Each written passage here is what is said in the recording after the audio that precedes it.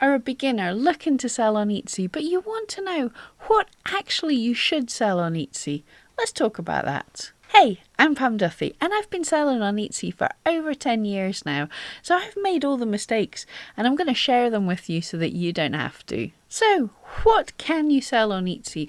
Now, hopefully you've seen my other videos in this series talking about what sells the most, what crafts are high in demand, and things that you can't sell. If not, check out those videos as well. But we want to talk about today what you should sell. The most important thing here you want to consider is your why. Why are you wanting to sell on Etsy? Do you want this to be a business? Do you want this to make your living entirely? Or do you want this to be part-time, supplementing your income from another place, possibly building up in the future? Or is it your hobby? Do you love making what you make and you want to keep making it and hopefully get some of it out the house so you can make some more money to create some more things? All these things are different and very valid reasons for opening a shop, but they'll also mean that there should be different products you're thinking about selling. If this is a hobby, if you love what you're making, open your Etsy shop. Open it right now. Okay, sales might be slow, they might be fantastic, who knows, but you've got nothing to lose. Go for it.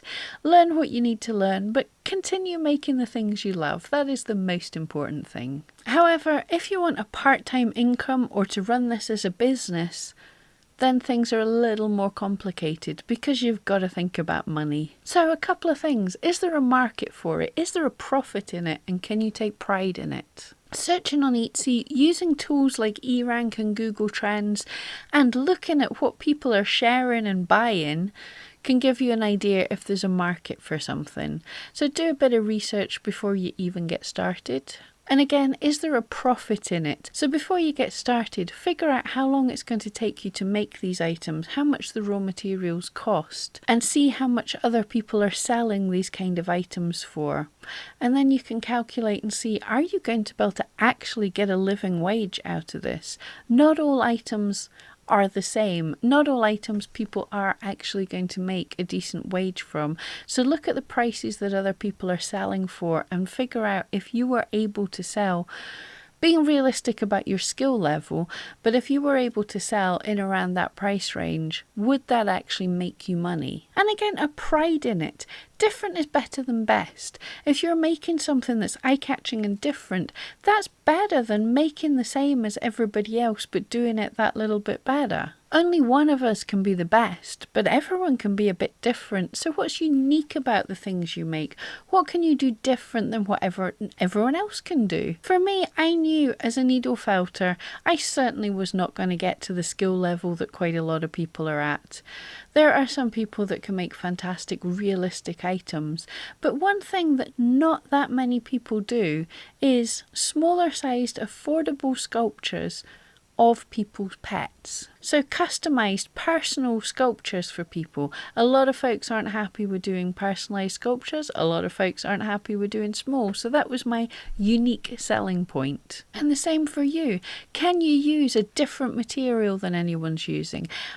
Different colour combination, focusing in on a different target market. You don't have to be the best at baby hats, but you could be the best at dinosaur baby hats. And under the umbrella of handmade, there's some things are more handmade than others.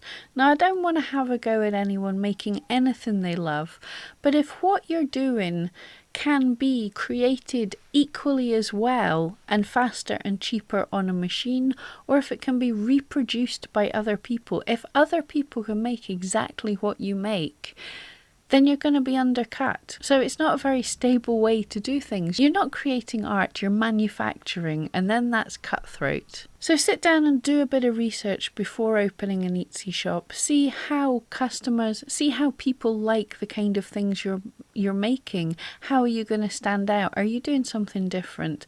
And the most important thing I will say is do not quit your day job just yet. Do not expect to be selling loads right off the bat.